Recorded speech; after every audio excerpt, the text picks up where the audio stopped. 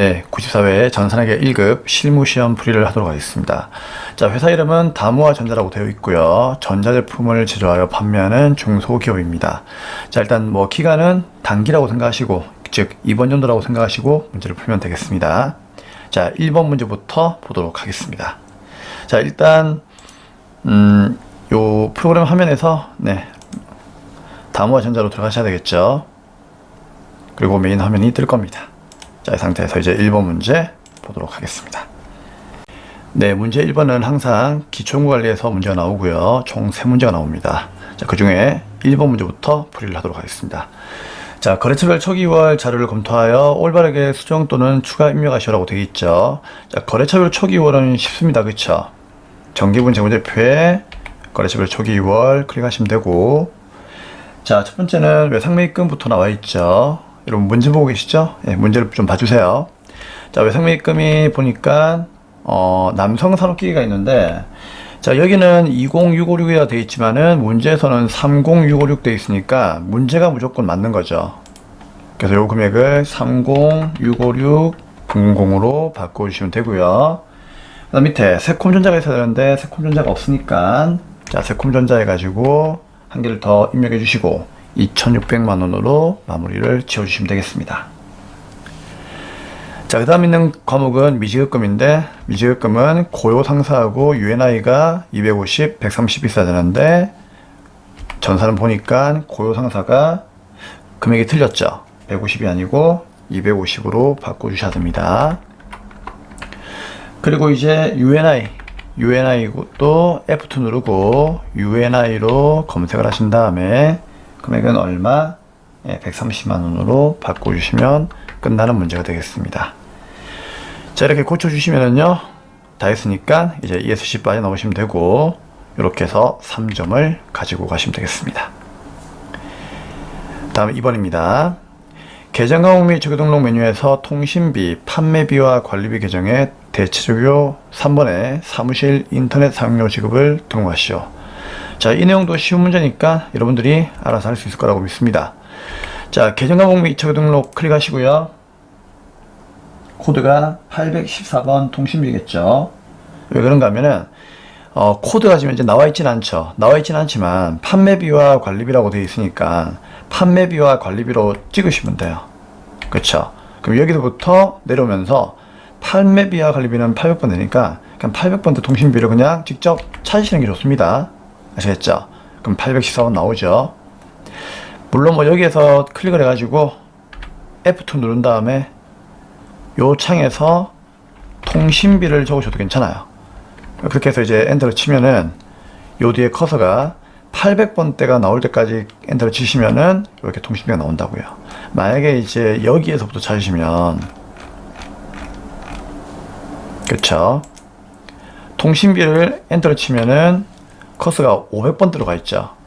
근데 500번대는 판매비와 관리비가 아니잖아요. 그러니까 한 번 더 엔터. 그럼 또 600번대 엔터, 600 엔터, 700번대 엔터, 700번대 엔터, 이렇게 엔터 계속 눌러가지고 800번대가 나올 때까지만 엔터를 치면 됩니다. 여기서 그렇게 해도 괜찮지만, 그렇게 하는 것보다는 더 빨리 하려면은 판매비와 관리비를 클릭을 해가지고, 그쵸, 요 판매비와 관리비로 오게 되면은 요 상황에서 그냥 찾으시는 게 더 빠를 수도 있다, 그런 얘기예요. 자, 사소한 내용이지만 혹시라도 여러분들 모르실까봐 제가 또 보여드리는 겁니다. 자, 그럼 여기다가 이제 대체적요 3번이죠. 여기에 3번에 자, 누구를 입력하는 얘기입니까? 네, 사무실 인터넷 사용료 지급을 받아쓰기 하시면 된다, 그 얘기예요. 다 했으면 ESC 빠져나오시면 되겠습니다. 자, 이제 3번입니다. 정기분 재무제표를 검토한 결과 다음과 같은 오류를 확인하였습니다. 관련된 정기분 재무제표를 적절히 수정하시오. 자, 관련 재무제표에 대한 내용입니다. 그쵸? 자, 이 문제 나오면은 무조건 별표 알고 있죠? 이번 시험에 무조건 나온다고 생각하시고 공부하셔야 됩니다. 자, 이 문제 나오면 쌤이 어떻게 하라고 했죠? 일단 문제가 시키는 걸 먼저 풀어내시고, 그 다음에 그 문제에서 나온 오류 내용 때문에 다른 재무제표에 영향을 미친다고 했죠? 그 영향을 미치는 부분을 어떻게 한다? 제 손익표 순으로 찾아가지고 바꿔주셔야 됩니다. 자, 이건 나중에 하도록 하고요. 일단 내용 좀 볼게요. 사회복지 공동모금에 대한 기부금을 500만 원만큼을 누락된 것으로 확인됩니다. 그러니까 기부금이 이제 비용으로 손익계산서에 들어가 있어야 되는데 그게 누락되었다는 얘기죠. 그쵸? 그럼 결국 이 기부금은 어디로 가야 됩니까? 손익계산서로 가야 되겠죠. 그래서 메인 화면에서 정기분 손익계산서 마우스를 클릭을 하고 여기에 500만 원만큼이 기부금이 없으니까 맨 밑에다가 기부금 해가지고 500만 원을 입력하시면 돼요. 그럼 당연히 여기다가 500만 원 입력하는 순간 당기순이익이 150, 150, 000 되어 있는데 이 금액이 변하겠죠. 자, 기부금이 얼마입니까? 500이죠. 그럼 비용이 올라갔으니까 이건 줄겠죠. 그래서 당기순이익이 145150, 000으로 바뀌는 겁니다. 그럼 이 금액을 여러분들이 어떻게 한다? 체크를 해야 되겠죠. 자, 선생님이 그림으로 보여드리면 손익계산서의 당기순이익이 145150, 000으로 바뀌었다. 그 얘기예요. 그쵸? 그러면 일단 문제가 시키는 건 우리가 드디어 다 끝냈으니까 더 이상 이제 여기 있는 내용 볼 필요가 없죠. 그쵸? 자, 그러면 이제 어떻게 한다? 관련 재무제표를 수정해야 되겠죠. 그럼 이 관련 재무제표는 일단 손익계산서에서 뭔가가 오류가 났기 때문에 여기서부터 이제 연결되는 걸 고치면 되는 거죠. 그래서 제조원가 명세서는 건드릴 필요가 없어요. 그래서 손익계산서에서 바뀐 당기순이익을 끌어안고, 자, 두 번째 어디로 가죠? 그렇죠. 이익잉여금 적응계산서로 가야 되겠죠. 그래서 정기분 잉여금 적응계산서 가시면 돼요. 자, 손익계산서는 더 이상 건드릴 필요가 없으니까 끄면 되고, 전기분 잉여금 적응계산서로 마우스를 클릭을 해서 여기 있는 당기순이익이 150이 아니니까 위에 있는 불러오기를 누르셔가지고 방금 수정했던 145150으로 바꿔주셔야 되겠죠. 그럼 당연히 이 금액하고 이 금액하고 합치면은 미처분 이익잉여금 이 금액이 되는 건데 이 금액이 당연히 바뀌었겠죠. 그래서 이 바뀐 금액을 또 체크해야 되겠죠. 158, 567, 000 158, 567, 000 그러면 이제 드디어 이익잉여금 적응계산서에 있는 미처분 이익잉여금도 금액이 바뀌었으니까 요 금액 끌어안고 어디 간다? 종착역 이제 재무상태표로 가시면은 끝나는 겁니다. 자, 그러면 얘도 이제 필요 없으니까 끄시면 되고 종착역 전기분 재무상태표로 가셔가지고 당연히 차변과 대변이 합계가 안 맞겠죠. 차이가 남겠죠. 500. 자, 이게 뭐 때문이다? 여기에 2월 이익잉여금 요 금액이 바뀌었기 때문이죠. 그러니까 2월 이익잉여금이 미처분 이익잉여금이죠. 그래서 이 금액이 158, 567, 000으로 바뀌었으니까 여기에다가 158, 567, 000을 바꿔주시고 엔터를 치면 차변과 대변의 합계가 일치하면서 이상으로 괄호 3번 문제도 마감이 되는 겁니다. 차액은 0이 되겠죠. 그리고 ESC 빠져나오시면 됩니다. 그래서 이 문제를 결론적으로 선생님이 여러분께 정리해드리면은 첫째, 문제가 시키는 걸 먼저 하자. 그래서 손익계산서에 기부금이 빠졌으니까 기부금을 하나 더 얹어주시면 되고요. 그로 인해서 당기순이익이 바뀌는 거죠. 맞습니까? 그러면 이 당기순이익을 체크해서 끌어안고 정기분 잉여금 적응계산서에 당기순이익 바꿔주면은 미처분 잉여금이 바뀌겠죠. 그럼 얘를 끌어안고 종착역 재무상태표에 2월 이익잉여금을 바꿔주시면은 손익표 순으로 정리가 되는 겁니다. 아시겠죠? 그렇게 관련 재무제표를 연습하시면 되겠습니다. 네, 이상으로 문제 1번 기초정보 관리에 대한 내용은 마감을 하도록 하고요. 다음 문제 중요한 또 분계 문제가 있죠. 예, 일반전표 문제로 가도록 하겠습니다. 일반전표 보도록 하죠. 네, 문제 2번 파트 2 일반전표로 가도록 하겠습니다. 자, 입력시 유의사항 읽어보시고요. 1번 문제부터 풀이를 하겠습니다. 자, 9월 14일 날 제품 한 세트 원가는 40만원짜리입니다. 매출 거래처에다가 견본품으로 무상 제공했네요.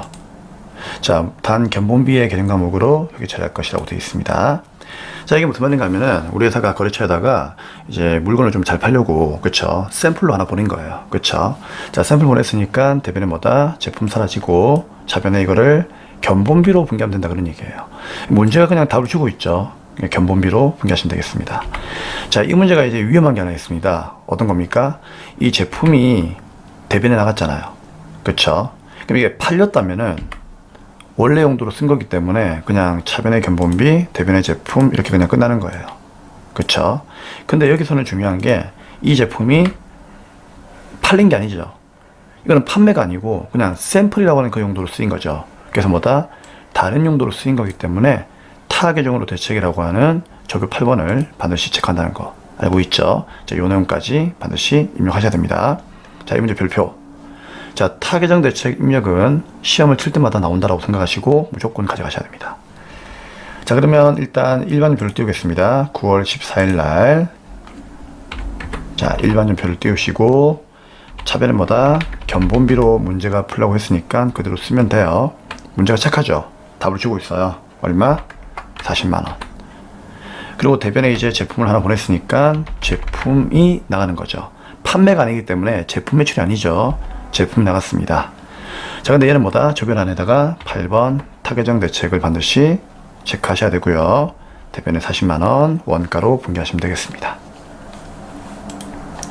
자, 우리 타계정 대책 여러분 알고 있죠? 재고자산이 원래 용도가 아닌 다른 용도로 사용되는 것을 타계정 대책이라고 하죠. 그래서 전표 입력을 할 때 대변에 상품이나 원재료나 제품 이 세 가지의 재고자산이 대변에 분기가 된다.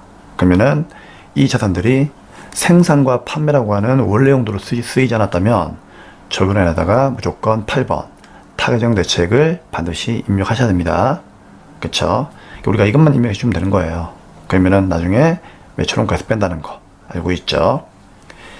우리 이론 문제에서 상품 계정이 있으면은 상품은 기초 상품에다가 순매입을 더하고 팔아버리면 매출원가, 팔고 나면 기말 상품이 제고익이잖아요. 그쵸? 근데 이 매출원가는 중요한 게 있습니다. 타 계정으로 대책만 없다면은 전체가 매출원가인데 일부가 타 계정 대책으로 썼다면은 그때는 뭐다?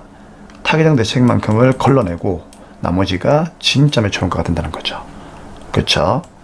그래서 이런 타 계정 대책은 뭐 기부나 접대, 광고, 그 다음 방금 보았던 견본 뭐 이런 내용들로 쓰일 수 있으니까 반드시 이 내용을 참고하시고 이론 문제에서도 물어보니까 꼭 가져갈 수 있도록 합시다.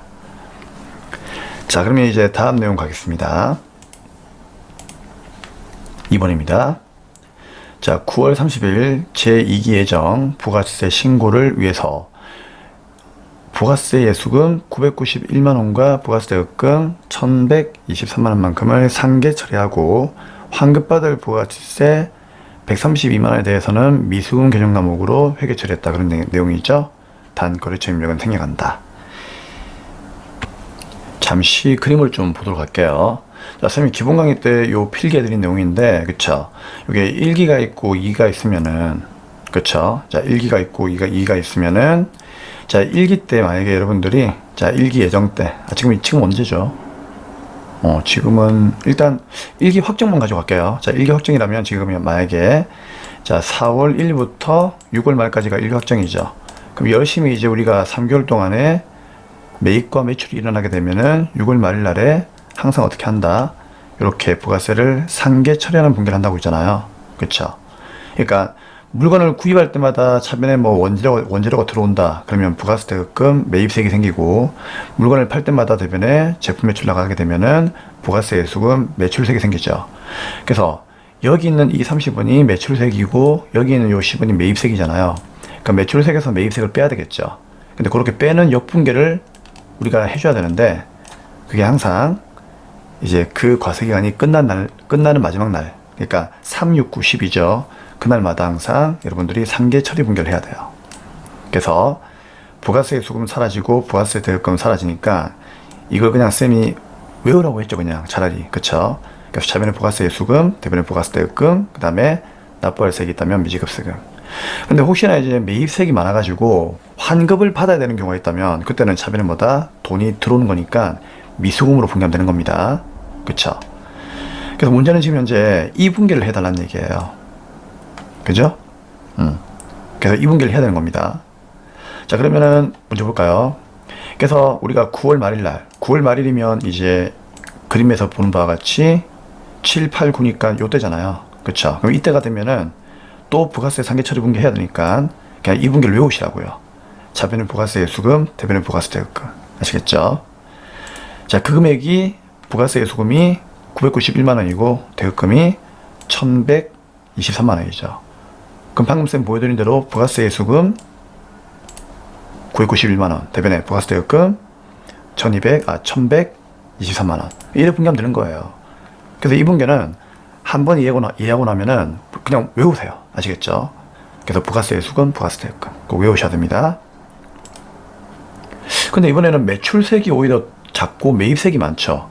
그럼 이런 경우에는 다음 달 25일까지 납부를 해야 되는 게 아니고 돌려달라고 해야 되는 거기 때문에 환급세액이 발생하는 거죠. 그래서 미수금을 써라는 얘기예요. 그래서 차변의 미수금으로 마무리하시면 되겠습니다. 자, 그러면 분개할게요. 자, 언제입니까? 9월 말일이죠. 그러면 차변의 부가세 예수금 얼마? 네, 991만 원이죠. 그리고 대변의 매입세액이 부가세 대금금이죠. 그쵸? 자, 이 금액이 얼마가 된다? 1123만 원이 되는 거예요. 근데 매입세액이 더 많으니까 내가 환급을 받아야 되겠다는 얘기죠. 그래서 돌려달라고 해야 되는 거니까 일단은 아직까지는 돌려받지 않았으니까 차변에 받지 못한 돈 해가지고 미수금 분개하시면 됩니다. 얼마? 132만 원이에요. 이게 끝입니다. 자, 거래처 입력은 생략하라고 했으니까 생략하시면 됩니다. 보통 이제 우리 국가라든지 국가의 그런 이제 행정기관, 과세관청 이런 이제 거래처는 일단 문제에서 보통 생략하게끔 그렇게 문제가 출제가 됩니다. 그래서 입력하지 않으셔도 괜찮습니다. 다음 3번 문제 보도록 하겠습니다. 3번 문제를 풀어낼 수 있는 가장 쉬운 방법을 제가 알려드릴게요. 물론 기본 강의도 했지만 그렇죠. 네. 자, 우리 3번 문제 보니까 10월 5일날에 독일의 오토사한테 7월 5일날에 외상으로 수입했던 기계장치의 대금이 있답니다. 그러면 기계를 구입하고 외상으로 했다는 얘기는 7월 5일날에 미지급금이었다는 얘기잖아요. 그렇죠? 자, 그 대금이 15만 달러가 있는데 이게 지급길이 되어가지고 보통예금에서 지급을 했다는 얘기죠. 그러니까 결국은 그 외상값을 갚은 거네요. 자, 이에 대한 환율문은 다음과 같습니다. 자, 그러면 환율 보지 마시고요. 일단은 우리가 미국 방식으로 한번 분개를 해볼게요. 왜냐면 달러니까, 그쵸? 아메리칸 스타일로 분개를 해보겠습니다. 그럼 일단 분개하면 이렇게 되겠죠. 차변에 뭐 미지급금 얼마? 15만 달러. 부채가 감소하잖아요, 그쵸? 부채를 갚았으니까. 그럼 대변은 뭐다? 보통예금으로 주었으니까 보통예금 15만 달러. 자, 여기까지 이해되죠? 그럼 이게 달러로 분개하면은 차변과 대변이 같기 때문에 그냥 분개는 이걸로 끝이죠. 근데 중요한 건 우리나라 돈으로 분개해야 되는 거죠. 우리는 한국이니까 한국식으로 무조건 금액을 바꿔 주셔야 되겠죠.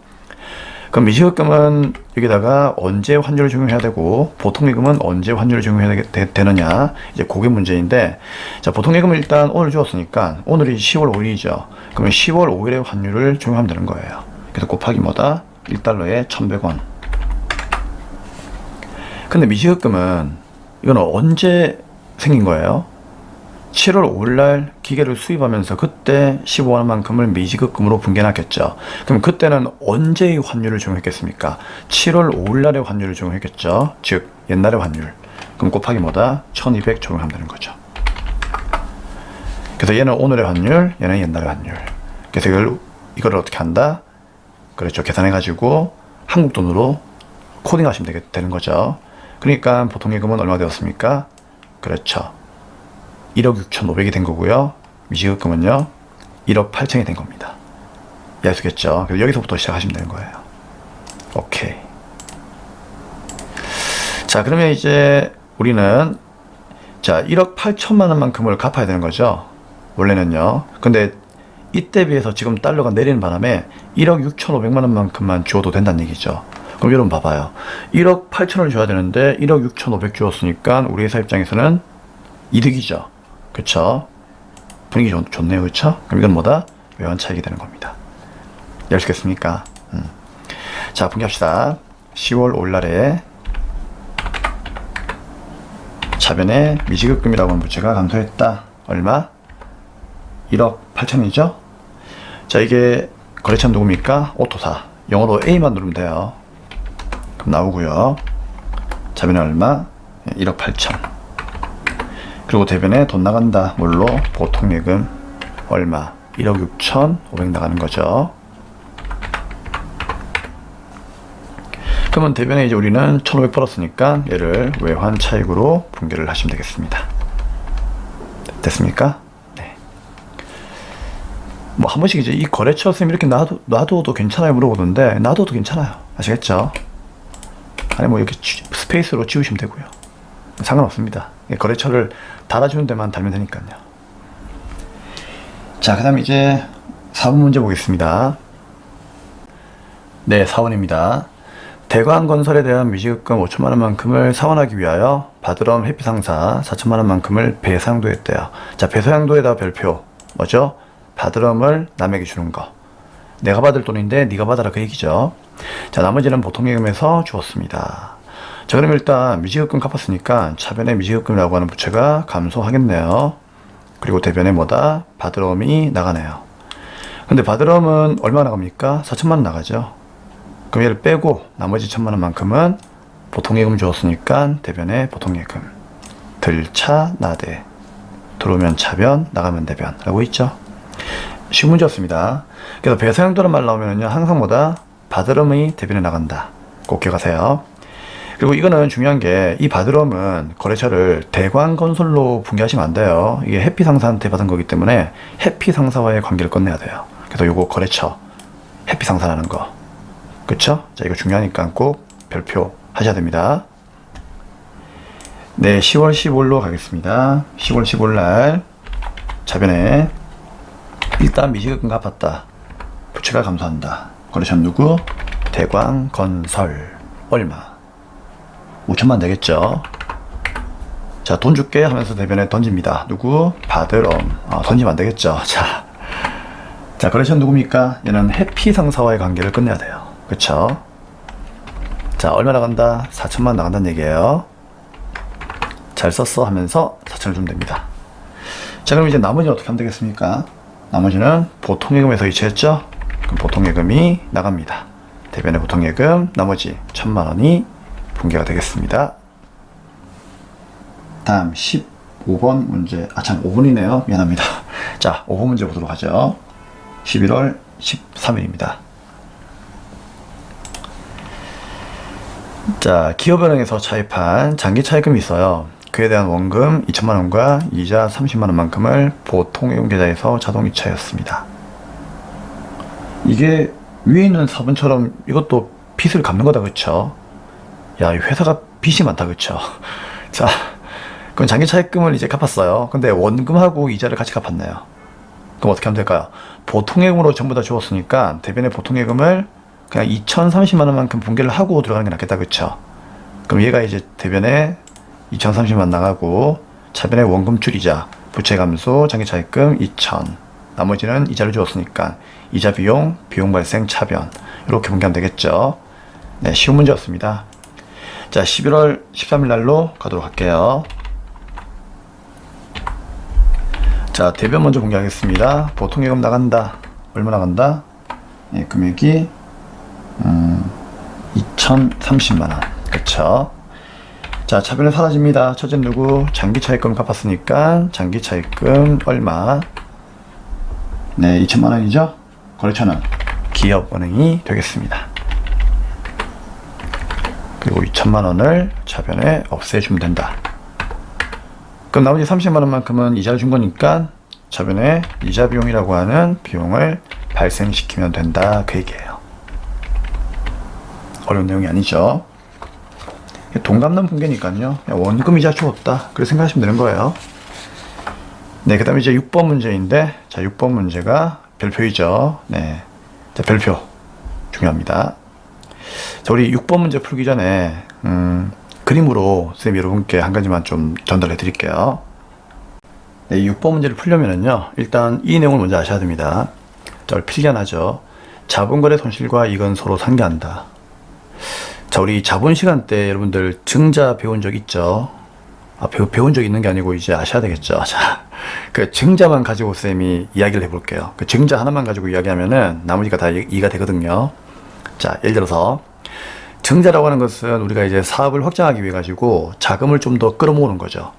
그러려면 추가로 주식을 발행해야 되겠죠. 그런 걸 증자라고 하는 건데, 예를 들어서 자, 3월 1일 날 돈이 필요해 가지고 자, 추가로 주식을 발행했어요. 그러면 주식을 발행하면 무조건 대변에 자본금으로 분기하는 거죠. 자, 근데 이 금액은 액면가니까 그 액면가가 100원이라고 가정을 해요. 그리고 이제 돈이 들어왔는데 이 돈은 액면가로 들어올 수도 있지만 더 많이 들어올 수도 있고 더 적게 들어올 수도 있죠. 뭐 그거는 당연히 뭐다? 그날의 주가에 따라 가지고 달라지는 거예요. 근데 현재 현금이 얼마가 들어왔다? 네, 150이 들어왔다는 얘기죠. 그럼 나는 100원만 있으면 되는데 150 들어왔으니까 땡큐죠. 그럼 대변은 얼마? 50원 벌었네요. 자, 이걸 자본거래 뭐라고 한다? 이익이라고 하고 이 아이의 이름을 자본잉여금 중에서 누구? 주식발행 초과금으로 분기하는 거죠. 그래서 얘는 수익이 아니고 자본의 증가입니다라고 얘기했죠. 맞죠? 그래서 일단 자본의 증가로 50원이 있었다는 얘기죠. 자, 아무튼 여러분들은 150원 들어왔으니까 150원 가지고 이제 땅 사고 건물 지어 가지고 사업을 확장하면 되는 거예요. 자, 그런데 실무에서는 절대로 이런 일이 일어나잖아요. 아시겠죠? 그런데 자, 우리 6월 달쯤에 또 돈이 필요해 가지고 주식을 발행했어요. 막 법원에 허가가 났다라고 생각합시다. 그냥 아시겠죠? 발행했어요. 발행하면은 또 대변에 주식을 발행했으니까 자본금은 액면가로 분기되겠죠. 자, 그 금액이 200이라고 가정할게요. 근데 이번에는 돈이 얼마가 들어왔다? 120 들어왔대요. 그렇죠? 뭐라? 그러면 나는 200 들어와야 되는데 120 들어왔으니까 오히려 이때는 30원이 아니고 얼마죠? 80원이 손해죠. 그러면 이 80원은 이제 자본거래 뭐다? 손실이 되는 거니까 여기에 분기를 뭘로 해야 돼요? 주식 할인 발행 차금으로 분기해야 되겠죠. 그쵸? 근데 주식 할인 발행 차금으로 분기하시면 안 돼요. 왜 그런가 하면은 이미 3월 달에 우리가 자본거래 이익이 있었잖아요. 그쵸? 그러면 자본거래 이익이 얼마 있었습니까? 50원 있었죠. 이 50원 가지고 어떻게 한다? 손실을 일단 먼저 메꾸셔야 돼요. 그래서 분기하게 되면은 차변은 뭐다? 주식 발행 초과금 50원을 먼저 메꾸고, 그러면 이제 나머지 얼마? 30원이 남죠. 그 30원을 주식 할인 발행 차금으로 분기하시면 된다. 그 얘기예요. 그래서 항상 자본거래는요, 손실이나 이익이 나더라도 그 전에 손실이 있다면 어떻게 한다? 그 손실은 이익으로 메꾸면 되는 거고요. 이익이 있다면은 그 이익은 손실이 날 경우에는 메꾸면 되는 거예요. 그러니까 서로 퉁치면 되는 거야. 아무튼 뭔지 모르겠지만은 그 전에 손실이 있었으니까 이 손실로 먼저 메꾸란 얘기죠. 이해할 수 있겠습니까? 그러면 상처를 연고로 발라주고 그 다음에 나머지는 이제 30원은 이제 연고가 다 떨어졌으니까 이거는 그냥 손실을 보자는 얘기죠. 아시겠습니까? 자, 그런데 또 그럴 리는 없겠지만 우리 회사가 또 돈 필요해요. 그래서 8월 달에 또 증자를 했어요. 자, 그래서 주식을 발행했는데 액면가가 500원이에요. 그래서 자본금 얼마? 500원 된 거예요. 근데 또 현금 들어왔는데 현금이 1000원 들어왔어요. 그럼 이런 경우에는 다시 또 자본거래 이익이 난 거죠. 왜? 500원만 들어오면 되는데 1000원 들어왔으니까. 그럼 대변에 500원은 뭐가 되는 겁니까? 당연히 주식 발행 초과금이 돼야 되는 거죠. 그런데 주식 발행 초과금이 아니에요. 왜? 우리가 앞에 6월 달에 할인 발행 차금이라고 하는 손실이 생겼잖아요. 맞죠? 그래서 이 손실을 대변에 뭐다? 먼저 또 없애줘야 되는 거예요. 이해할 수 있겠습니까? 그러면 할인 발행 차금 30을 없애버리고 그러면 이제 남는 470원만큼 뭐가 되는 거다? 그게 주식 발행 초과금이 되는 거죠. 이해할 수 있겠죠? 그래서 자본거래 손실과 이익은 서로 이렇게 뭐다? 상계를 되는 거예요. 그래서 흐름을 보자면 처음에는 주식 발행 초과금이 이렇게 있었는데, 그쵸? 나중에 손실날 때 어떻게 한다? 주식 발행 초과금으로 메꿔주라는 얘기죠. 요걸 이제 자본의 감소로 메꾸고 나머지 30은 어쩔 수 없다. 더 이상 이익이 없으니까 이제 손실로 잡아주는 거죠.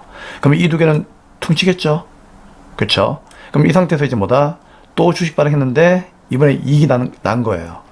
그래도 원래 이건 500이지만 기존에 상처가 있었으니까 다시 또 이 상처를 또 메꾸자는 얘기죠. 그래서 이 상처를 대변에다가 옮기면 되는 거예요. 그럼 요거 두 개 퉁치면서 470이 남는 거죠. 그럼 이거는 다시 뭐다? 이제 발행 초과금 가는 거예요. 그럼 이런 발행 초과금은 나중에 또 뭐다? 또 혹시나 할인 발행 차감이 생긴다면은 또 없애버리는 식으로 그렇게 분기를 하시면 되는 겁니다.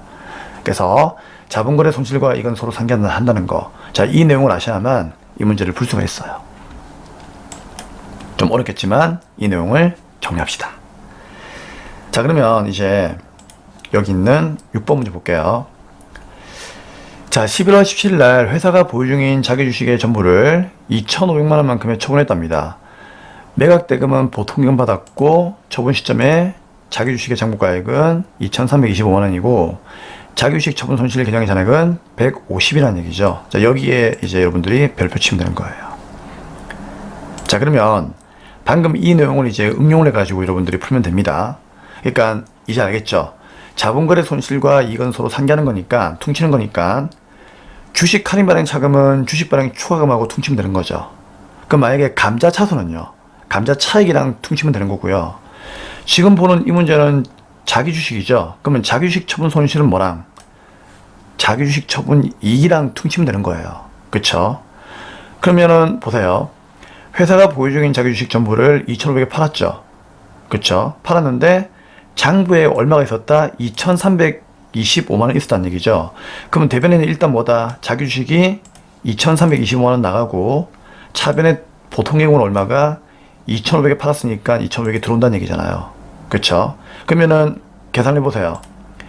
2,325만 원짜리를 2,500에 팔았으니까 얘는 이제 자기 주식을 처분했으니까 자기 주식 처분이익이 여기에서 이것 빼면 얼마나 얘기입니까? 일단 이익이 175만 원이라는 얘기잖아요. 175만 원. 이해되겠죠? 그러면 원래는 뭐다? 얘만 문제에서 없었더라면 정답은 대변에 뭐예요? 자기 주식 처분 이익 175만 원이 정답이겠죠. 근데 얘가 있단 말이에요. 손실이. 그쵸? 그러면 손실이 있으면 어떻게 한다? 대변에다가 그렇죠. 손실을 먼저 없애버리고 그래서 자기 주식 처분 손실이 얼마? 150 이렇게 되는 거예요. 얘를 먼저 없애버리고 그 다음에 남는 25만 원만큼을 자기 주식 처분 이익으로 분기하면 된다. 그 얘기예요. 아시겠습니까?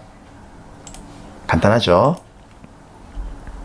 그래서 손실을 먼저 메꾸고 그 다음 나머지를 이익으로 돌리자. 그 얘기입니다. 만약에 이 손실이 없다면은 처분 이익은 175만 원이 맞는 거예요. 근데 있었기 때문에 먼저 메꾸고 나머지를 이익으로 돌리는 거예요. 그래서 결론은 뭡니까? 네, 이 내용이 중요한 거죠. 자본거래 손실과 이익은 서로 뭐다? 무조건 상기한다는 거. 이해되죠? 네, 그러면 분기를 해보겠습니다. 11월 17일 날 분기할게요. 대변에 자기 주식이 나갔습니다. 자, 자기 주식 얼마 나갔습니까?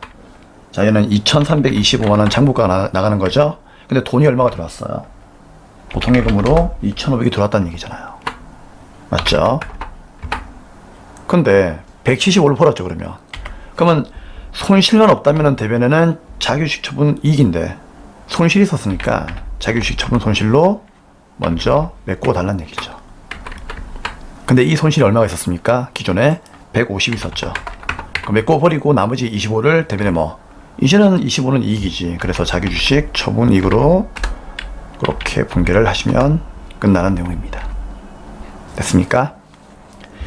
네, 이상으로 일반인표 입력 마감을 하도록 하고요. 자, 다음 내용 매매치원표 파트 3 보도록 하겠습니다. 네, 문제 3번 매매치원표입니다. 자, 1번부터 풀이할 건데요. 매매시험표는 여러분들이 유형 선택을 좀 잘 하셔야 되는데 유형 선택에 대한 연습을 먼저 하고 그 다음에 문제를 풀어 드릴게요. 자, 유형 선택할 때는요 항상 여러분들 그냥 간단하게 생각하세요. 증빙이 뭔지만 알면 돼요. 그쵸? 그래서 증빙이 세원기한 서면은 과세. 그쵸? 구매 확인서나 혹시나 뭐 내국시용장 그 다음에 영세율 전자세원기한서 이런 말 나오면은 영세. 수출했다 그러면은 뭐 직수출. 그쵸? 수출. 그리고 이제 뭐 계산서가 나오게 되면은 이제 면세. 그 다음에 카드가 왔다 갔다 한다. 그러면 이제 뭐 카드 과세. 면세 품목이면 카드 면세. 현금 영수증이 왔다 갔다 하면은요, 현금 과세, 현과. 만약에 면세 품목이라면은 뭐 현면이 될 수도 있어요. 그렇기 때문에 증빙을 보고 판단하는 거지, 처음에 뭐 거래를 보고 있잖아요. 막 깊이 있게 생각하시게 되면 오히려 헷갈려요. 그러니까 증빙만 보고 일단은 먼저 판단합시다. 자, 그럼 먼저 1번은 매입을 했죠. 그럼 매입의 체크. 그 다음에 영세율 전자 성향서로 되어 있죠. 그러면 뭡니까? 영세가 되는 거죠. 또 구매 확인서도 나와 있고요. 그쵸? 자, 2번은요. 자, 2번은 쭉 읽어보시면 신용카드 매수표가 되어 있죠. 그럼 뭐죠? 예, 일단 카드 과세가 되겠죠. 그 다음에 이제 3번에 보시면은요. 뭔지 모르겠지만 일단 그래도 밑에 전자성향서라고 하는 증빙이 보이니까 당연히 뭐예요? 이거는 그렇죠. 이것도 과세가 되겠죠. 성향서는 과세니까. 그다음 4번은 직수출이라 되겠죠. 그럼 수출이고요. 5번은요. 5번은 전자 계산서가 되어 있죠. 여기 세원계산서가 아니죠. 계산서이기 때문에 얘는 뭐죠? 면세가 되는 거죠. 그쵸. 6번은요. 자, 우리 그냥 문제는 보지 말고 증빙만 보자고요. 자, 6번은 신용카드 전표죠. 그럼 뭐죠? 카드 과세가 되겠죠. 카과. 이런 식으로 유형 선택 연습하는 걸 여러분들이 먼저 하시면은 정말 편합니다. 그래서 좀 유형 선택이 좀 잘 안 되시는 분들은 이렇게 유형 선택하는 것을 계속 연습을 좀 하세요. 하시면서 이제 문제를 읽어보시면은 뭐 가끔씩 좀 달라지는 것도 있어요. 그런 것들은 이제 문제 풀면서 이해를 하시면 되겠습니다. 자, 1번부터 보겠습니다. 자, 1번 10월 11일 날 구매확인서에 의해서 수출용 제품에 대한 원재료 공급가 4,400이고요. 평상기업으로부터 매입을 하고 전자 영세율 전자성향계산서를 발급받았습니다. 매입 대금은 3개월 만기에 어음을 주었네요. 자, 그러면 일단 매입을 했고 영세율 성향계산서니까 매입의 영세가 되겠죠. 자, 매입 매수표를 띄우고 문제를 풀도록 하겠습니다. 자, 그럼 날짜는 먼저 10월 11일 가시면 되고 방금 매입의 영세였죠. 52번 이렇게 가시면 되고요. 품목은 원재료라고 되어 있고요. 공급가가 4,400만원이고 영세는 부가세가 0이 되겠죠. 자, 거래처는 누구입니까? 평상기업이라고 나와 있다 문제. 그쵸? 자, 문제 좀 봐주시고요. 그리고 전자에다가 체크합니까? 체크해야죠. 전자라 되어 있으니까. 분계는 어떻게 할까요? 분계는 혼합이죠. 어음이니까. 3번 혼합 가시면 되고. 분계는 상관없죠. 여러분들 그냥 선택하고 싶은 대로 선택하시면 됩니다. 자, 그럼 이제 차변에 원재료 들어온 거 맞습니까? 맞네요. 자, 대변에 돈 줘야 되겠죠? 영세는 부가세가 없으니까 뭐 굳이 차변에다가 부가세 대급금 0이라고 할 필요는 없어요. 자, 대변에 어음을 줬으니까 돈을 지급해야 될 어미죠. 그래서 지급어미라고 하는 부채를 증가시키면 되는 거고, 거래처는 평상기업 확인만 하시면 되겠습니다. 네, 이제 2번 문제 보겠습니다. 자, 10월 19일 날에 제주부에서 사용하는 기계장치가 있는데 수선비 16만 5천원만큼을 다음과 같은 신용카드 매수증표로 결제했습니다. 그리고 수선비에 대한 지출은 자산의 가치 증가나 내용연수를 연장시키지 못한답니다. 여기 동그라미 별표. 그럼 얘는 기계를 수리했는데 그 수리로 인해 가지고 뭐 기계의 가치가 올라간다든가 뭐 내용연수 연장이 안 된다는 얘기잖아요. 그러면은 자산의 가치가 올라가는 지출은 아니니까 얘는 자본적 지출은 아니겠죠. 그럼 무슨 지출이라는 얘기입니까? 그렇죠. 수익적 지출이라는 얘기니까 그냥 수선비로 분개하시면 된다 그런 얘기예요. 비용 처리하라는 얘기죠. 그렇죠. 자, 그럼 일단 돈을 쓴 거니까 매입은 맞죠. 돈을 쓴다는 것은 뭔가 매입하는 거니까요. 그쵸? 그리고 카드니까 매입의 카드 과세로 가시면 되겠습니다. 자, 그러면 10월 19일 날 매입의 카드 과세 여기 있죠. 57번 가시면 되겠습니다. 자, 품목은 뭐라고 할까요? 자, 품목과 수량과 단가는 특별한 말이 없으면 채점상이 아니기 때문에 말만 되게끔 적으시면 돼요. 그냥 수선비로 할게요. 자, 공급가액은 16만 5천원인데 밑에 보니까 카드 전표에 뭐라 되어 있어요? 부가세가 15,000원, 금액이 15만원이면 잘라줘야 되겠죠? 하지만 카드는 16만 5천원 적으면은 엔터, 15만에 15,000원 잘라주죠. 그리고 거래처는 누구? 문제에서는 안 나와 있고 어디 나와 있지? 요 카드 전표에 나와 있죠. 자, 카드 전표에 우리 거래처가 누구라 되어 있습니까? 가맹점이 진진이라 되어 있죠. 여러분 지금 우리 회사가 다모아전자잖아요. 그건 알고 있죠, 여러분? 네, 진진이에요. 그래서 요 진진을 보고 여러분들이 거래처를 달아주셔야 됩니다. 그래서 진진 적으시면 되고, 그리고 엔터 치면은 커서가 여기로 가죠. 자, 신용카드 어떤 카드입니까? 문제 보니까 신용카드 매출표 보이시죠? 거기 보시면은 신한카드가 돼 있죠. 여기에, 그쵸? 신한카드. 그래서 신한카드로 선택하시면 되고, 붕괴는 카드로 갈게요. 자, 카드로 가면은 차변에 내가 구입한 게 원재료가 아니죠. 수선비죠. 수선비로 고쳐주셔야 되고, 제조부에서 사용하는 거니까요. 500번대 수선비 쓰시면 돼요. 왜? 수익적 지출이니까. 그쵸? 자, 그리고 이제 대변에는 카드는 외상이니까 미시급금 확인하시면 되고, 미시급금은 거래처가 카드니까 카드 회사로 달려있는지 한 번 더 확인을 하셔야 됩니다. 네, 잘 돼 있으니까 이걸로 끝이 나는 겁니다. 자, 3번 문제 보겠습니다. 10월 30일인데요. 생으로부터 공급받았던 원재료 중 일부가 품질에 문제가 있네요. 그쵸? 반품을 하였으며 반품 체크. 회계 처리는 외상매입금과 상계하기로 했다. 통시기로 했다는 얘기죠. 자, 붕괴는 마이너스로 하시면 되고요. 마이너스로 표시할 것도 있으니까. 자, 그럼 일단 얘는 매입에 관한 건지 매출에 관한 건지 아셔야 되는데, 일단 매입에 관한 거죠. 왜냐면 옛날에 우리가 원재료 구입했으니까. 물론 반품이지만 굳이 선택을 한다면 매입으로 가야죠. 그리고 반품 세원기한서도 세원기한서니까 일단 매입에 과세가 되겠죠. 그래서 날짜는 며칠? 네, 10월 30일로 일단 고쳐야 되겠죠. 그리고 매입에 반품 세원기한서 세원기한서니까 51번 과세로 가시면 되고요. 자, 품목은 어차피 세원기한서에 나와 있죠. 네, 여기에 원재료라고 나와 있습니다. 공급가 마이너스 700, 세액은 70. 그대로 원재료. 수량단가 없으니까 마이너스 700에 마이너스 70 적으시면 되고요. 자, 거래처는 누굽니까? 세무라 되어 있죠. 네, 세무 적으시면 되고, 그 다음에 전자세원기한서에 체크해야 되겠죠. 1번. 전부 다 외상매입금하고 상계한다고 했으니까 붕괴는 전액외상 2번 누르시면은요, 전산이 알아서 원재료 외상매입금에서 이렇게 빼주는 붕괴 해주니까 여러분들은 이 붕괴를 확인만 하면 되겠습니다. 4번입니다. 11월 15일. 러시아의 모의사에게, 모의사 맞나? 네, 모의사사네요. 모의사사에게 직수출로 제품을 2만 달러, 환율은 1100원이죠? 두 개 곱하면 될 것이고, 판매를 하였답니다. 매출이죠. 판매하고 선적하였다. 대금은 한 달 후에 받기로 했답니다. 그럼 일단 매출의 직수출이니까 매출의 수출로 가면 되겠죠. 자, 11월 15일 날에 매출의 수출로 가도록 하겠습니다. 자, 선생님도 잠시만 요 문제를 좀 볼게요. 자, 그러면 11월 15일 날에 매출의 수출이고 몇 번이죠? 네, 16번 되겠죠. 그리고 품목은 누구입니까? 품목은 제품이죠. 자, 2만 달러가 1100이면 얼마죠? 살짝 한번 요거 사용해 볼까요? 네, 그러면 2200이죠? 수량 단가는 아니니까 스페이스 엔터 쌤이 좀 이렇게 좀 치울게요. 계산하려고 쌤 좀 요런 것 이렇게 한번 좀 편법을 써본 겁니다. 여러분도 그렇게 하시면 돼요. 대신에 지워야 되겠죠? 네, 2200.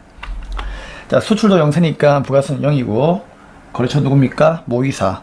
영어로 M 쓰고 엔터 치면 돼요. 영어는 항상 한자만. 그리고 엔터 치면 0셀 9분 F2 누르고 몇 번입니까? 수출은 1번이죠? 직접 수출. 수출 신고 번호는 안 나와 있으니까 무시하시면 되고, 엔터 치면 붕괴 몇 번입니까? 한 달 후에 주기로 했으면 전액 외상이죠. 외상 누르면은 대변의 제품 매출, 차변의 외상 매출금 이렇게 붕괴 이루어집니다. 5번입니다. 자, 12월 12일이죠. 당사 영업장 증축을 위해서 한국토건으로부터 토지를 구입을 했답니다. 1억 5천짜리, 그쵸? 자, 취득을 했고요. 그럼 구입이네요. 전자계산서 발급받았고요. 그럼 계산서니까 면세죠. 대금 중 5천은 수표를 줬고 나머지는 3개월 뒤에 주겠다. 그럼 일단 구입하고 계산서니까 세원계산서가 아니죠. 계산서예요. 그렇기 때문에 매입에 면세가 되겠죠. 자, 12월 12일 날에 매입에 면세 갑니다. 몇 번? 53번이 되겠죠. 우리 땅은 면세라는 거 알고 있죠, 여러분? 네, 당연한 거예요. 자, 품목은 누굽니까? 토지 하시면 되고요. 금액은 얼마? 1억 5천이죠. 면세는 부가세를 주고 사는 게 아니기 때문에 부가세는 0이고요. 거래처는 한국 토건으로 달면 되고, 그 다음에 계산서도 전자로 들고 왔으니까 전자에 체크하면 되고, 돈은 대금 중이라 돼 있죠. 대금 중이란 말은 복잡하니까 혼합으로 가시면 돼요. 근데 차변에 원재로 사온 건 아니잖아요. 땅 사왔으니까 토지로 바꿔주시면 되고, 그 다음에 대변에 돈 주자. 돈은 5천만원 수표 줬으니까 대변에 뭐다? 당좌 예금이 나가겠네요. 5천만원. 그리고 나머지는 3개월 뒤에 주기로 했죠. 그럼 외상이죠. 근데 얘는 장사는 아니니까 외상매입금은 안 되고 그냥 미지급금으로 분괴를 하시면 된다. 그리고 거래처는 한국토건 이렇게 잘 달려있는지 확인만 하시면 되는 거니까 뭐 크게 어려운 건 없다. 자, 그 다음에 이제 마지막 6번 문제입니다. 자, 12월 15일이죠. 하나무역의 제품을 판매하고 다음과 같은 신용카드 전표를 결제 받았습니다. 자, 판매를 했고 카드니까 당연히 매출의 과세가 되겠죠. 자, 카드가 BC카드니까요. 미리 좀 체크하는 게 좋을 것 같아요. 그쵸? 그 다음에 거래처는 누구입니까? 거래처는 여러분들 하나무역이죠. 그쵸? 하나무역이니까 체크하시고요. 다른 건 체크할 거 없죠? 아, 금액. 자, 금액이 어마운트가 200만원이고 VAT가 20만원이니까 220 적어주면은 잘라주겠죠. 오케이. 자, 분개하겠습니다. 12월 15일로 가겠습니다. 일단 판매했으니까 매출, 카드니까 카드과세 17번. 물론 가끔씩요, 이게 면세 품목을 판매하고 카드를 그렇게 되면은요, 그때는 이제 카드과세가 아니고 카드 면세라고 하는 것도 나와요. 얘는 이제 세무기급에서 좀 많이 나오는데 회계 1급은 잘 안 나와요. 안 나오지만 그래도 혹시나 참고는 하시라고 제가 카드 면세도 있다는 거 알려드릴게요. 가끔씩 나오긴 나왔죠. 우리 기본 강의에서도 본 적이 있을 겁니다. 자, 제품을 판매했으니까 일단 제품이라 적으시면 되고, 공급가격은 얼마? 220만원 적으시면 되겠죠. 그러면 200에 20만원 이렇게 잘라줄 거고요. 자, 거래처는 누구입니까? 하나무역. 그렇게 입력하시면 되고, 그 다음에 카드사를 선택해야 되겠죠. 커서가 카드로 바로 날라왔으니까. BC카드 분개는요, 얘는 이제 제품을 판매하고 카드면은 이건 장사죠. 그럼 이때는 카드는 외상이니까, 장사니까 외상물 추금 쓸 수 있죠. 그러면 카드로 가도 괜찮은데 이번에 전액 외상 가면 더 편해요. 왜냐면은 외상물 추금 이렇게 분개해주니까. 그리고 이제 카드가 이렇게 BC카드로 맞는지 거래처 확인만 하면 되는 거죠. 근데 만약에 이제 카드로 갔다면은 그때는 여기가 미지급금으로 분개가 돼 있을 수도 있거든요. 그럴 때는 이제 미지급금을 외상물 추금으로 돌려줘야 되는데, 지금 이 문제는 우리 기출 문제를 출제하는 위원께서 우리를 좀 배려하는 그런 차원에서 외상물 추금으로 자동으로 이렇게 뜰 수 있게끔 조절을 좀 해주셨기 때문에 이거 확인만 하면 됩니다. 만약에 이게 미수금이라 되어 있으면은 이제 외상물 추금으로 고쳐 주셔야 돼요. 그리고 거래처도 BC카드 확인하시면 되는 거고요. 네, 됐습니다. 잘 되어 있네요. 자, 이상으로 6번까지 매매전표 입력 마감을 하도록 하겠습니다. 네, 이제 다음 문제 4번 오류 정정 문제로 가도록 하겠습니다.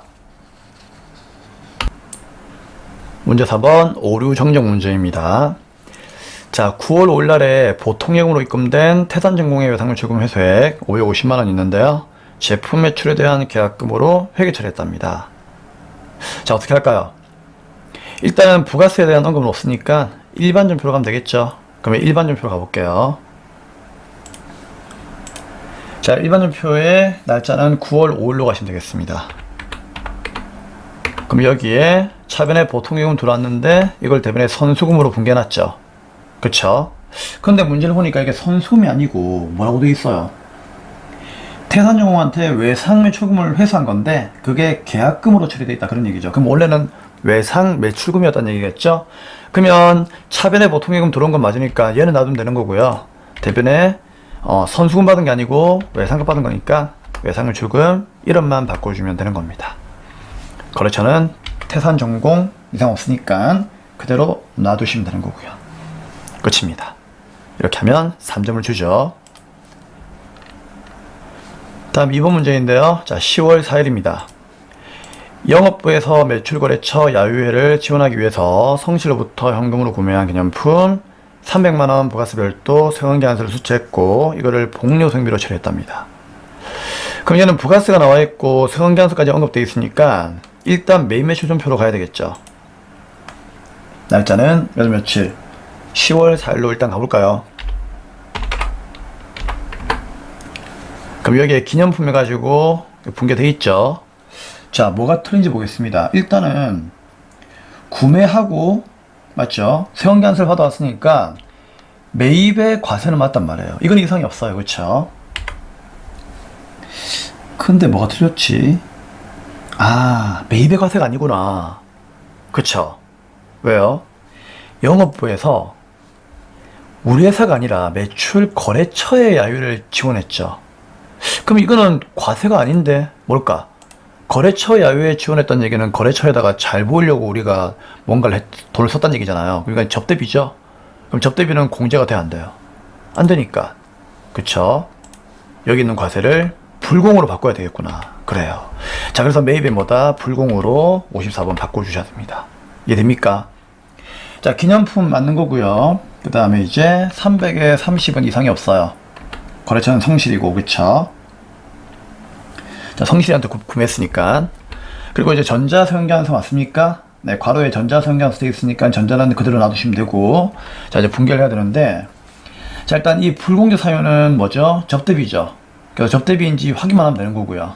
그 다음에 분개는 지금 보니까 현금으로 구매했다 했으니까 1번은 현금 맞죠? 대신에 이제 여기 있는 원재료를 뭘로 바꾸기만 하면 된다. 접대비로 바꾸면 되는 거죠. 영업부에서 분개했으므로 800번대로 가시면 되겠습니다. 네, 크게 문제가 없다. 그쵸? 네, 여기까지 끝입니다. 그래서 이 문제는 불공으로 바꾼다는 거, 자, 그거 하나만 여러분들이 조금 캐치하시면은 그게 어려운 문제는 아니었다. 자, 이제 그러면 문제 5번에 결산으로 가도록 하겠습니다. 자, 결산 문제 풀기 전에 결산 문제 풀이 순서부터 보도록 하죠. 그림 보겠습니다. 네, 이제 결산 문제를 풀 건데요. 자, 결산 문제는 우리 푸는 순서가 있죠. 첫째 뭐다? 수동 결산 먼저 하시면 되고요. 그 다음에 두 번째는 자동 결산 하시면 되겠습니다. 자, 수동은 일반 전표에서 12월 말일 날로 직접 분개하시면 되고요. 자동은 결산 자료 입력 메뉴에서 금액만 입력하시면 되고, 그 후에 전표 추가하면은 알아서 자동으로 분개 다 해주니까 우리가 굳이 분개할 필요는 없고요. 답안지에 분개 그냥 확인만 하면 되는 거예요. 그래서 금액만 입력 잘하면 되니까 이거는 크게 뭐 분개를 볼 필요는 없어요. 자, 자동 결산 5가지가 있죠. 누구? 기말재고, 대손, 감가, 퇴직금, 법인세. 다시 외우세요. 뭐라고요? 기말재고, 대손, 감가, 퇴직금, 법인세. 자, 그럼 수동과 자동을 먼저 골라주는 연습만 먼저 하시면 되겠죠. 자, 문제 5번 결산 정리사항은 다음과 같다. 입력하시오. 총 3문제 나옵니다. 자, 1번 다 같이 뭐죠? 수동이죠? 그럼 여기다 수동 적으시면 되고요. 2번은요? 보니까 주식 평가하는 거다. 그렇죠? 그럼 이것도 수동. 3번은요? 3번 자동이죠. 키워드가 대손. 그렇죠. 기말재고, 대손, 감가, 퇴직금, 법인세는 자동이에요. 그러면 3번을 맨 마지막에 풀면 되고요. 그 다음에 1번, 2번을 먼저 풀면 되겠습니다. 자, 1번부터 가도록 하죠. 자, 1번은 자, 그냥 이번 연도로 생각하세요. 이번 연도 4월 1일 날에 2년 후에 이자를 연 6%와 원금을 일시 상환한 조건으로 1억 원을 하나은행으로부터 차입을 하였답니다. 그럼 얘는 이미 뭐 4월 1일 날에 분개해 놨겠죠. 그래서 이 분개가 중요한 건 아니고, 근데 뭐 단기분 이자 비용을 인식하기로 한다 그런 얘기죠. 그러니까 이번 연도의 이자가 얼마인지를 계산하라는 얘기죠. 그럼 계산한 다음에 어떻게 할까요? 분개하라는 얘기예요. 이해되겠습니까? 단 거래처 입력은 생략하고 월할 계산할 것이라고 되어 있네요. 월할 계산, 즉 12분의 하라는 얘기죠. 자, 그럼 이 문제는 그림으로 조금 보여드릴게요. 일단 이 문제는 여러분들이 그 이자를 먼저 구하셔야 돼요. 그쵸? 그래서 우리 이자 구하는 방법 아시죠? 자, 이 하나은행한테 1억 빌렸죠? 그러면 1억 빌렸으니까 이 1억에 대해서 이제 연 6%니까 이제 1년에 600만 원만큼의 이자를 내야 된다는 얘기잖아요. 그래서 일단 1년치의 이자부터 구할게요. 그러면 1년치의 이자는 1억 곱하기 6%예요. 600만 원이다 그런 얘기죠. 이해할 수 있겠습니까? 근데 문제는 이 이자 비용을 분개하는 얘기가 아니고 단기의 이자 비용을 새롭게 구하는 얘기죠. 왜 그런가 하면은 우리가 4월 1일 날에 돈을 빌렸으니까 이번 연도에 4월 1일 날에 빌렸으면은 그 앞에 1, 2, 3월 달에 이자 비용은 지급할 필요가 없는 거잖아요. 근데 회계는 회계 기간이 1월 1일부터 12월 말까지니까 우리는 4월 1일부터 12월 말까지의 이자만 구하면 되는 거예요. 그래서 이자 비용 다시 어떻게 한다? 단기 이자 비용을 구하게 되면은 600만 원의 1년치 이자 비용에서 곱하기만 한다? 12분의 해야 되겠죠. 1년 12달이니까 12분의 뭐다? 빌린 건 4월 1일부터니까 4월 1일부터 12월 말까지 발생주의에 의한 단기분의 이자만 구하면 되는 거예요. 자, 그러면 살려볼까요? 4, 5, 6, 7, 8, 9, 10, 11, 12 몇 개월이죠? 9개월이죠.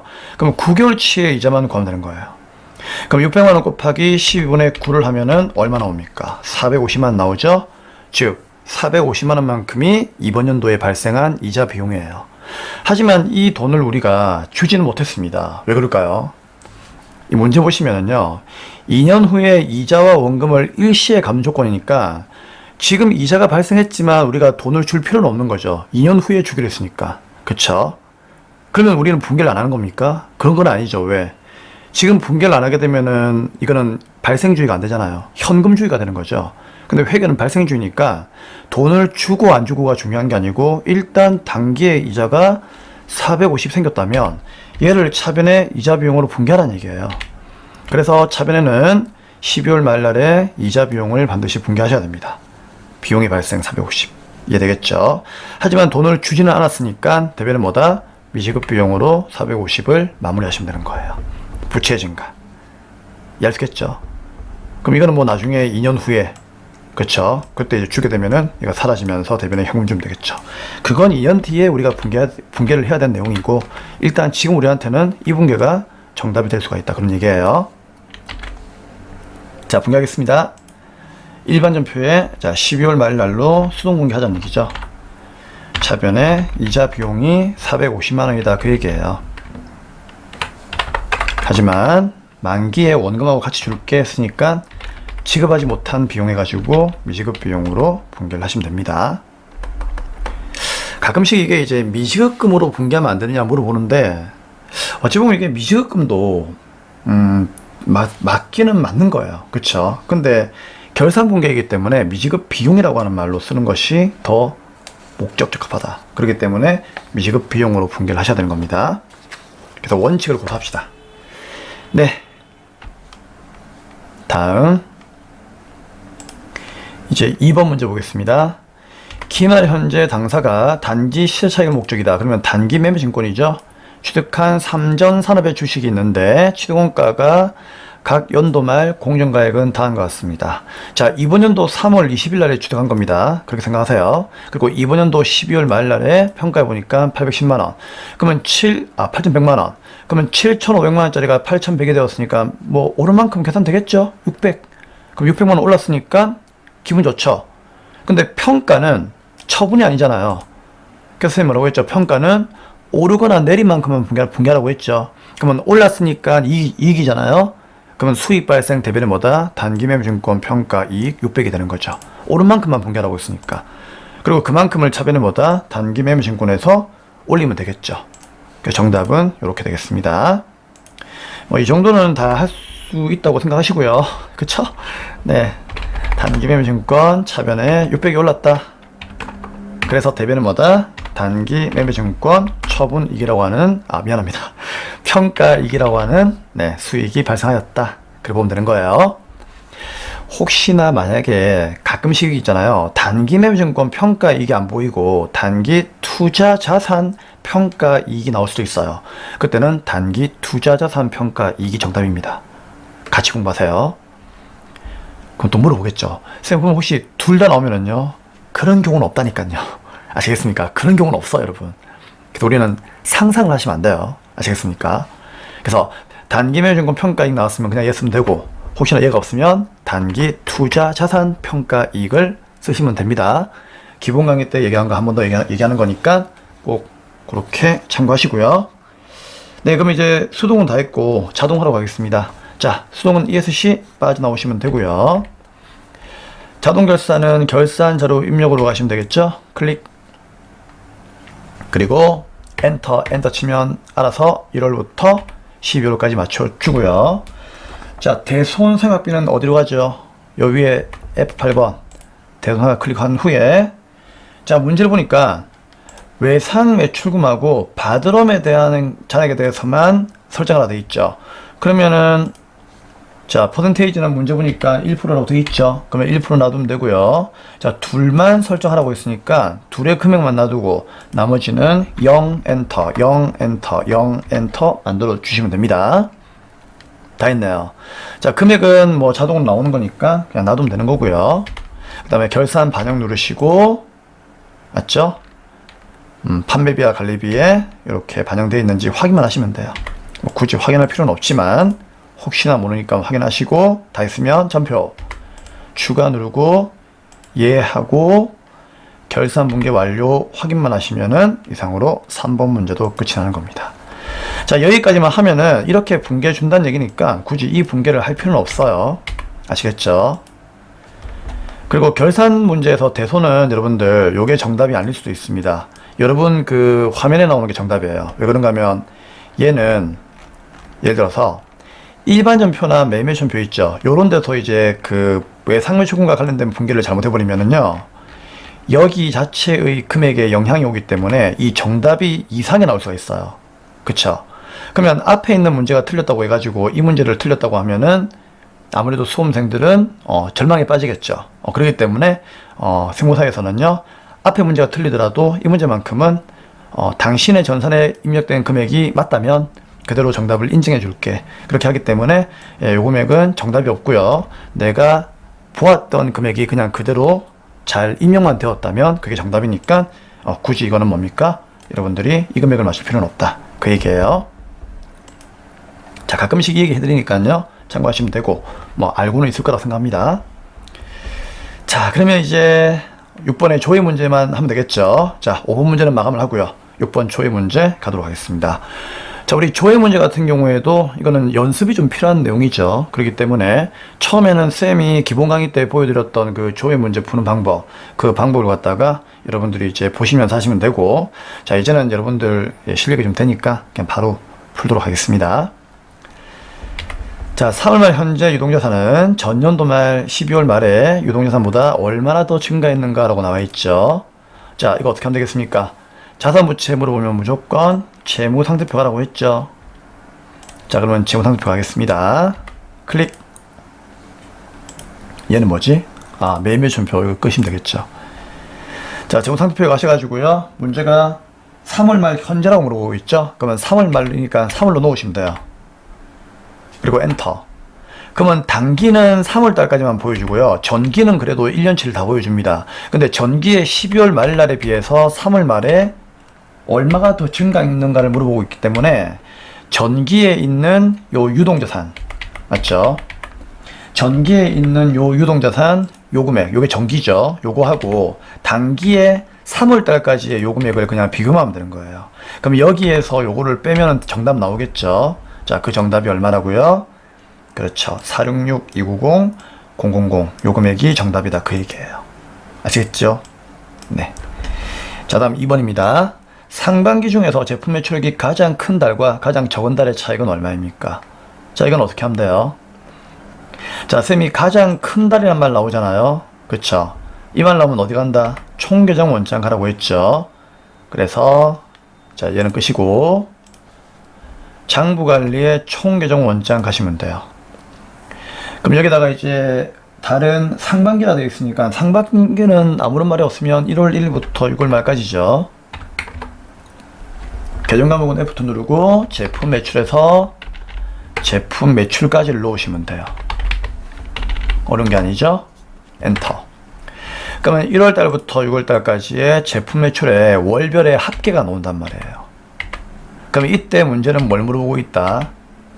가장 큰 달과, 그러니까 제품을 많이 판매한 달과 그 다음에 제품을 가장보다 작게 판매한 달의 차이를 물어보고 있죠.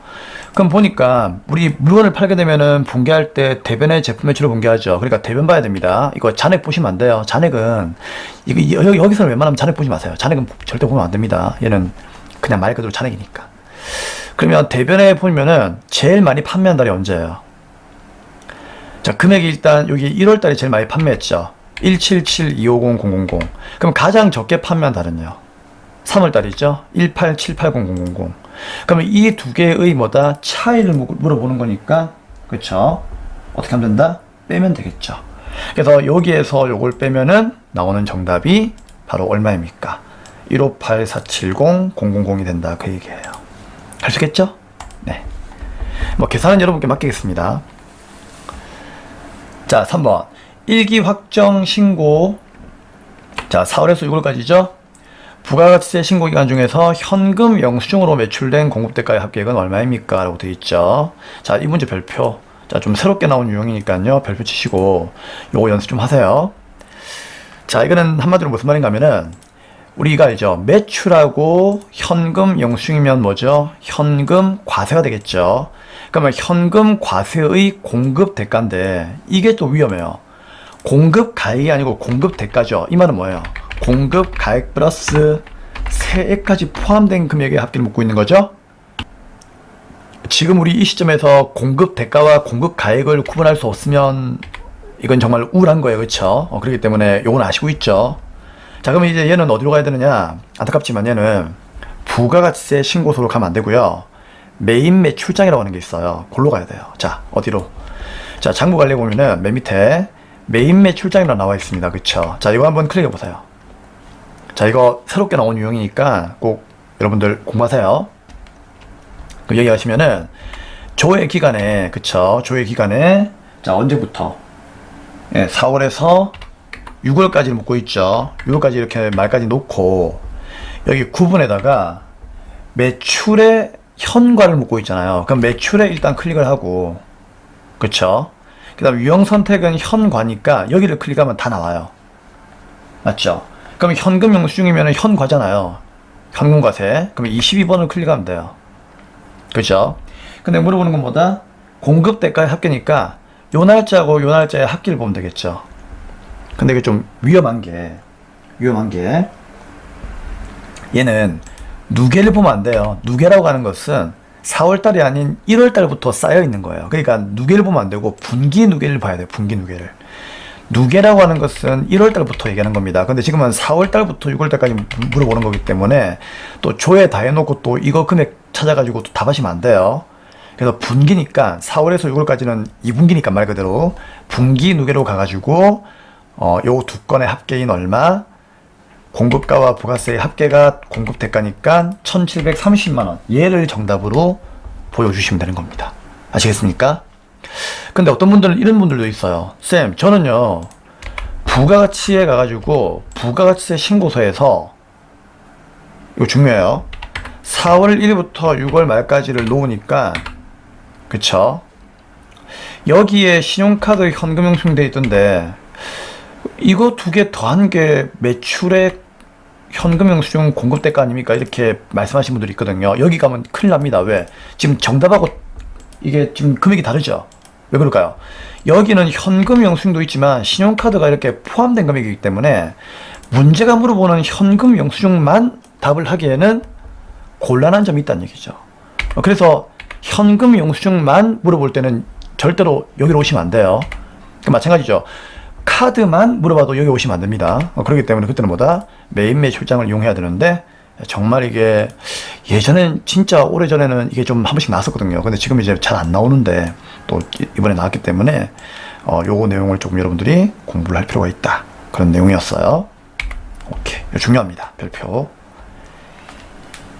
네, 됐습니다. 예, 현 시간부로 여기까지 수업을 마감하도록 하고요. 자, 94회 전산회계 1급 실무시험은 풀이가 끝났습니다. 네, 다음 이제 이론 강의에서 뵙도록 하겠습니다. 수고하셨습니다.